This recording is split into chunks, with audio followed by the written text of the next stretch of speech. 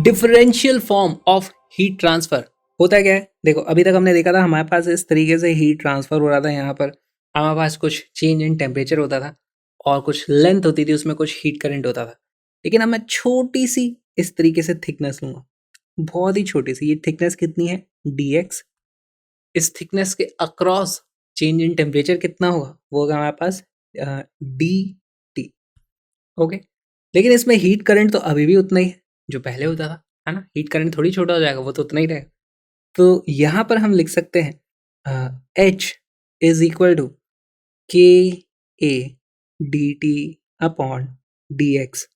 और क्योंकि हमारी हीट ट्रांसफर उस दिशा में होता है जिस तरफ टेम्परेचर कम हो रहा है, एक्स की वैल्यू बढ़ा रहे हो, टेम्परेचर की वैल्यू कम हो रही है, इसीलिए यहाँ पर हमें एक माइनस इस तरीके से लगा देना होता है और ये बन गई हमारी डिफरेंशियल फॉर्म। तो इसमें क्वेश्चंस किस तरीके से होंगे?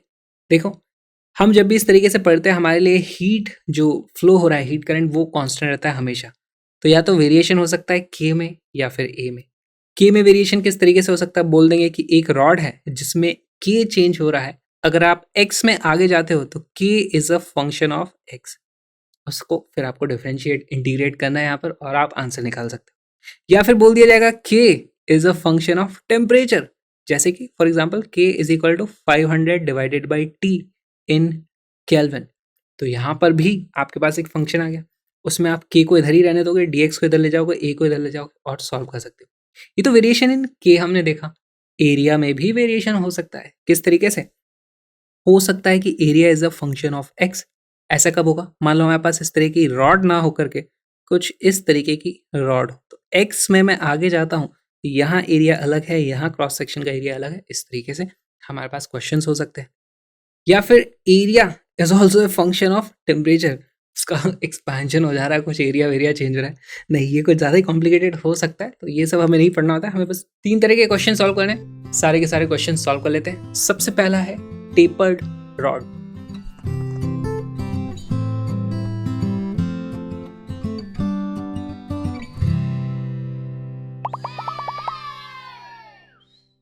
टेपर्ड रॉड होती क्या है? वो एक इस तरीके से टेपर होता है, तो उसमें इसको बना लेते हैं। हमारे पास मान लो इस तरीके से एक रॉड है जिसका इधर की तरफ क्रॉस सेक्शन है कुछ, और यहाँ पर क्रॉस सेक्शन इस तरीके से। ये हमारी रॉड है। इस एंड पर हमारे पास टेम्परेचर है T1, यहाँ पर है टेम्परेचर T2, ये है R1, यहाँ पर है रेडियस R2। ठीक, यहाँ पर हीट किस तरीके से फ्लो हो रही है? यहाँ पर कुछ हीट करंट होगा हमारे पास H, और यहाँ पर भी उतना ही हीट करंट होगा H। यहाँ पर हीट करंट चेंज नहीं हो रहा है क्योंकि जितना इधर से घुसेगा इधर से ही तो निकलेगा। इधर से हम मान रहे हैं कंप्लीटली इंसुलेटेड है। और एक चीज़, यहाँ पर हमारे पास जो थर्मल कंडक्टिविटी है मटेरियल की, वो दी हुई है के। इसको किस तरीके से सॉल्व करेंगे? यहाँ से जो हीट का ट्रांसफर हो रहा होगा हमारे पास, उसके लिए इक्वेशन क्या है? H is equal to minus के A D T upon D X. ठीक, हमें सॉल्व करना शुरू करना है। तो यहाँ से किसी भी मैं x पर जाऊंगा तो x पर मेरे को रेडियस अलग अलग मिलेगा। यहाँ पर रेडियस ज़्यादा है, यहाँ पर रेडियस कम है। तो area is a function of x। पहली बात तो हमें ये समझ में आ जाती है, area is a function of x। ये हमने देख लिया। क्या उसकी कैलकुलेशन हम कर सकते हैं? बिल्कुल कर सकते हैं। देखो, ये है हमारा ऐसा, ये है R2, ये है R1, और ये इस तरीके से। यहाँ से किसी भी x पर मैं जाऊँगा तो मुझे रेडियस की अलग अलग वैल्यू मिलेंगी। मैं लिख सकता हूँ पहली बात तो, radius is a function of x। और इसको मैं सीधे सीधे लिख भी सकता हूँ। देखो, r की वैल्यू कितनी हो जाएगी? r हमेशा r1 से तो बड़ा ही है, r is equal to R1 plus R2 minus R1 multiplied by x divided by l। आप इसको चेक कर सकते हो, ये कहाँ से आया? बहुत ही सिंपल स्ट्रेट लाइन की इक्वेशन से आप पता कर सकते हो, है ना? या फिर सिमिलर ट्राइंगल से कर लो। यहाँ पर हमारे पास क्या है? r minus R1 divided by x is equal to R2 minus R1 divided by l से करोगे तो भी यही चीज़ आ जाएगी। ठीक, अब यहाँ पर से इसकी वैल्यू अगर मैं यहाँ पर रख दूँ, देखो क्या बन जाता है? h is equal to minus K area की वैल्यू है pi R square D T upon D X. यहाँ पर r की जगह मैं ये वाला फंक्शन रख दूँ तो ये पूरा एक्स स्क्वायर का फंक्शन बन जाएगा। फिर डी एक्स को मैं इधर ले जाऊंगा, इस फंक्शन को नीचे लाऊंगा, फिर उसको इंटीग्रेट कर लूंगा और मेरे को रिलेशन मिल जाएगा। लेकिन वो करना बहुत ही मुश्किल हो जाएगा। तो दूसरा अप्रोच यहाँ पर जो हमें यूज़ करनी है, यहाँ पर इसको यहीं पे पार्शियली डिफरेंशिएट कर दो। डी एक्स को मैं डी आर के टर्म्स में ले आता हूँ, लिमिट चेंज कर लेंगे, ठीक है। यहाँ से इसको अगर मैं डिफरेंशिएट करूँ तो डी आर की जगह मुझे मिलता है r two minus are one divided by l times d x. Okay, तो या फिर मैं लिख सकता हूँ d x is equal to l d r upon are two minus are one. ये हमारे पास वैल्यू आ गई और अब इसको वहाँ पे रख देते हैं। देखो यहाँ पर क्या आ जाएगा, एच डी एक्स की जगह मैं लिख दूंगा l upon are two minus are one times d r divided by नीचे क्या आ जाएगा के पाई आर स्क्वायर। तो K pi R square is equal to minus D T. Correct, इसको बड़ी आसानी से हम सॉल्व कर सकते हैं। लेकिन लिमिट्स क्या रखेंगे, देखो यहाँ पर लिमिट्स आएंगी। अब आप इसको सॉल्व भी कर सकते हो, यहाँ पर वैल्यूज रख के चेक कर सकते हो। लेकिन जब रेडियस की वैल्यू R1 है तो टेम्परेचर है T1, तो यहाँ रख दूंगा मैं रेडियस की वैल्यू R1 है, टेम्परेचर है T1। जिस वक्त रेडियस की वैल्यू R2 होती है उस वक्त टेम्परेचर होता है T2। ये R2 यहाँ पर T2। अब हमें इसको इंटीग्रेट करना है, बहुत ही सिंपल है। देखो ये जो भी टर्म है ये पूरी की पूरी बाहर निकल आएगी, पूरी की पूरी कांस्टेंट है, कुछ चेंज नहीं हो रहा। चेंज तो सिर्फ आर हो रहा है यहाँ पर, है ना। R1 R2 are fix constant.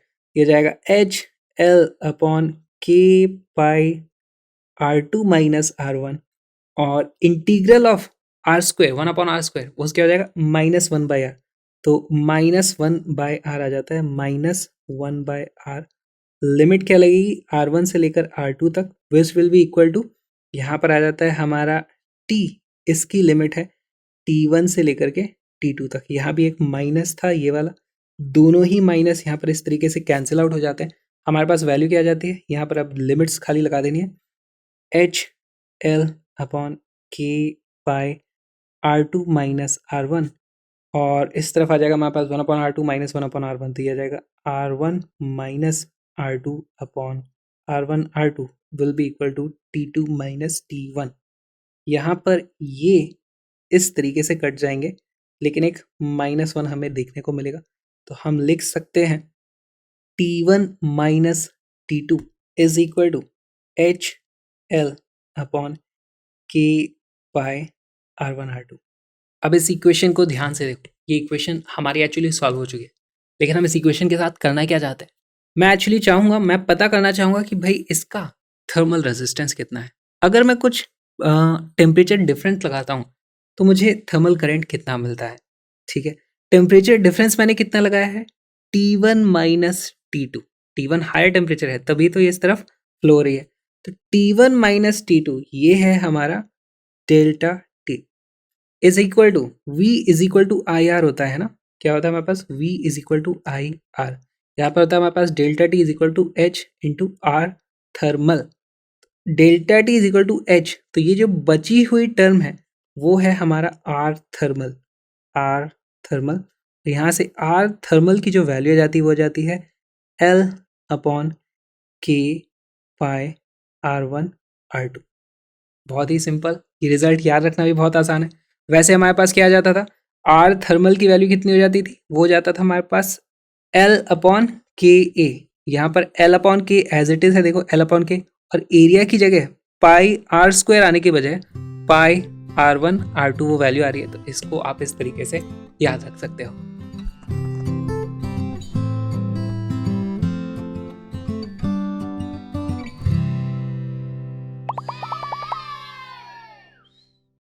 Thick hollow cylinder, इसका भी थर्मल रेजिस्टेंस पता कर लेते हैं। हम करना क्या चाहते हैं, हमारे पास एक थिक हॉलो इस तरीके से, पहले तो सिलेंडर बना लो। यहाँ पर ये है हमारा सिलेंडर, ओके, इस तरीके से। अब इस सिलेंडर में किस तरीके से हीट ट्रांसफर हो रहा है, यहाँ पर अंदर हमने कुछ हीटिंग एलिमेंट डाला हुआ है। तो यहाँ पर आप इसको साइड से अगर देखोगे इस तरीके का कुछ आपको देखने को मिलेगा, और यहाँ से हीट ट्रांसफर हो रहा होगा ऐसे। ये सब हमारा हीट ट्रांसफर हो रहा है H current, total heat current आ जाएगा। ओके, तो अंदर हमारे पास कुछ टेम्परेचर होगा, यहाँ पर होगा T1, यहाँ पर होगा T2, तो हमारे पास कुछ हीट ट्रांसफर होगा। इसकी लेंथ हमारे पास है ये वाली लेंथ L, रेडियस भी लिख लेते हैं, अंदर वाला रेडियस होगा R1, यहाँ पर होगा R2। ठीक, तो यहाँ पर हीट ट्रांसफर के लिए हमें एक area, cross sectional area consider करना पड़ेगा। क्यों? क्योंकि हमारी जो इक्वेशन है heat current is equal to minus के A D T upon T X होती है। तो यहाँ से हम इस दिशा में x लेंगे, इस दिशा में जाएंगे, उसके परपेंडिकुलर ये हमारे पास एक एरिया होगा, ऐसे बहुत ही पतला सा थिन सिलेंडर होगा, है ना, इस तरीके से ऐसे हम जा रहे हो। तो पहली बात तो यहाँ पर अब क्योंकि हम रेडियस में जा रहे हैं तो इसको मैं dx की जगह dr कर दूं, इसको मैं लिख दूंगा दिस इज dr। अब सॉल्व करना शुरू करते हैं। देखो h की वैल्यू तो जो भी होगी, अगर मैंने कुछ फिक्स टेम्परेचर डिफरेंस लगाया तो मुझे कुछ फिक्स करंट ही मिल रहा होगा, वो करंट वैल्यू बदलता नहीं है, हमें पता करना है बस वो कितना है। ओके, तो यहाँ पर h is equal to minus के ए, एरिया की वैल्यू कितनी हो जाएगी, किसी भी r डिस्टेंस पर, यहाँ से अगर मैं r डिस्टेंस पे हूँ तो मुझे एक इस तरीके से जो एरिया कंसिडर करना है वो कितना हो जाएगा। देखो वो ऐसा वाला एरिया होगा, है ना, इस पूरे में से इस तरीके से हीट बाहर जा रही है, तो वो जो एरिया है वो जाएगा 2πr into L, 2πr into L.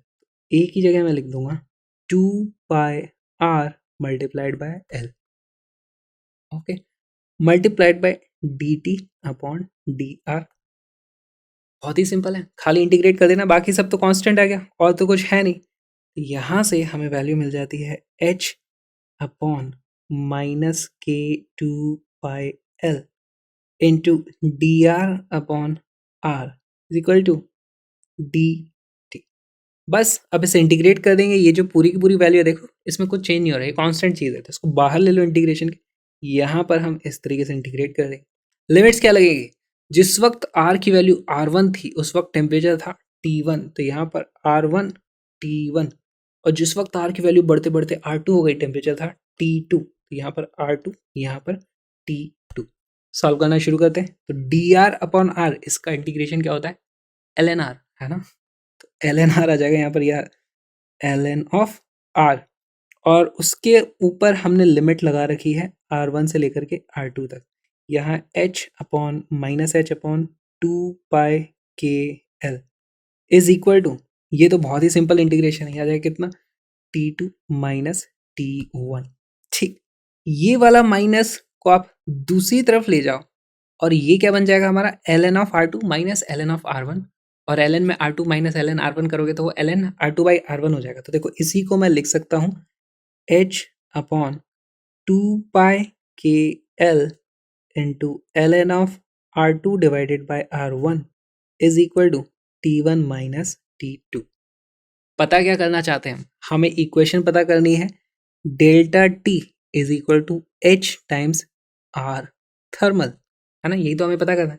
Delta T क्या हो जाएगा, हायर टेम्परेचर से लोअर टेम्परेचर के बीच का डिफरेंस, तो यानी कि T1 माइनस T2, यहाँ पे क्या है T1 माइनस T2, और ये है हमारा H, तो ये H भी है, तो ये जो बची हुई टर्म है वही हो जाता है हमारा R थर्मल। तो यहाँ से हमारे पास R थर्मल की जो वैल्यू आ जाती है वो आ जाती है ln of R2 upon R1 divided by 2πkl, यही हमारा आंसर आ जाता है।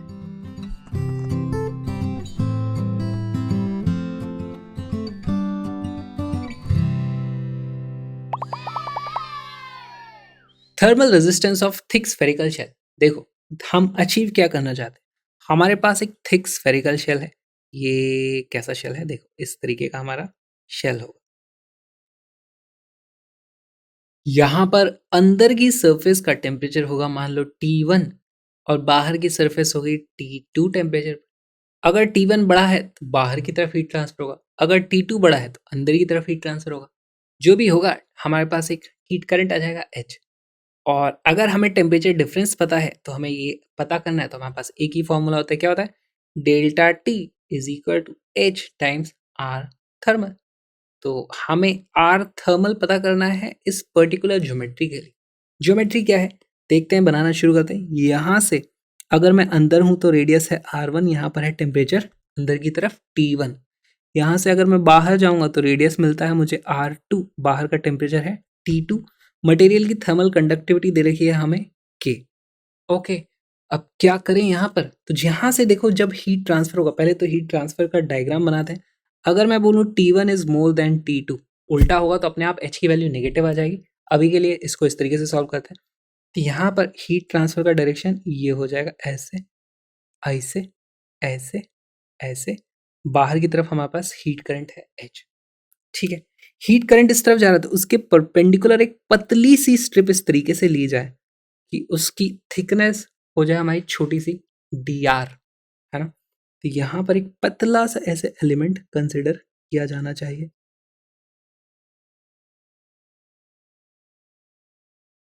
बहुत ही पतला सा उसकी थिकनेस है dr।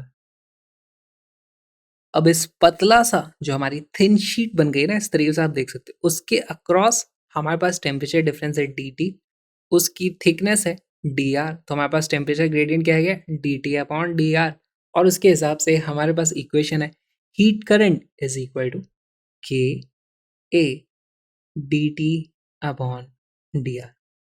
यहाँ पर ये जो एरिया है वो कौन सा एरिया होगा, ये पूरा का पूरा जो हमारे पास एरिया होगा, हमारे पास है ना वो एक 3 डायमेंशनल स्फेयर इस तरीके से होगा, आप उसको इस तरीके से समझो।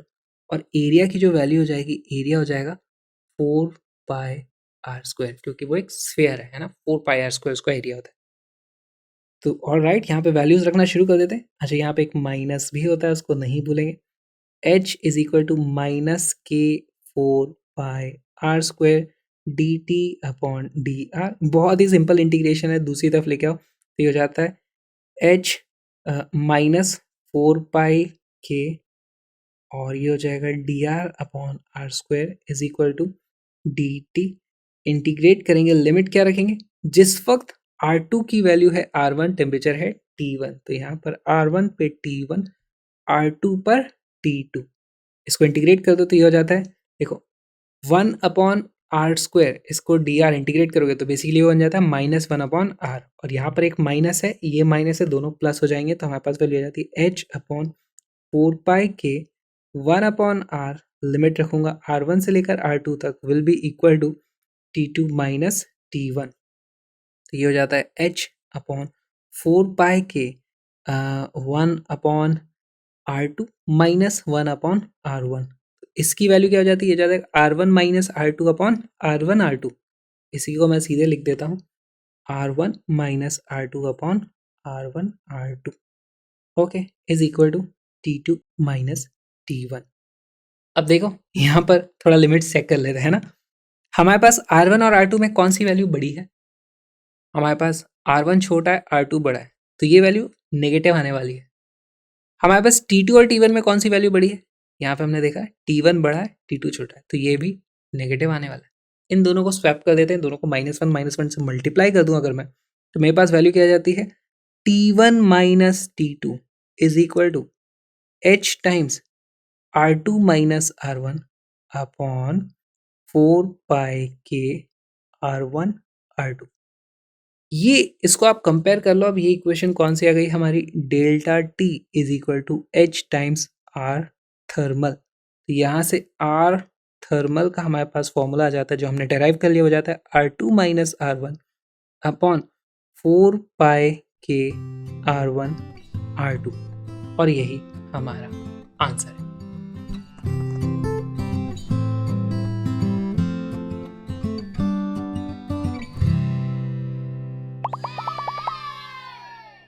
अभी जो हमने डेरिवेशन किया था उस पे बेस्ड एक डायरेक्ट प्रीवियस ईयर क्वेश्चन आया। The figure shows a system of two concentric spheres of radius R1 R2 are kept at temperature T1 and T2 respectively. The radial rate of flow of heat in the substance between the two concentric sphere is proportional to.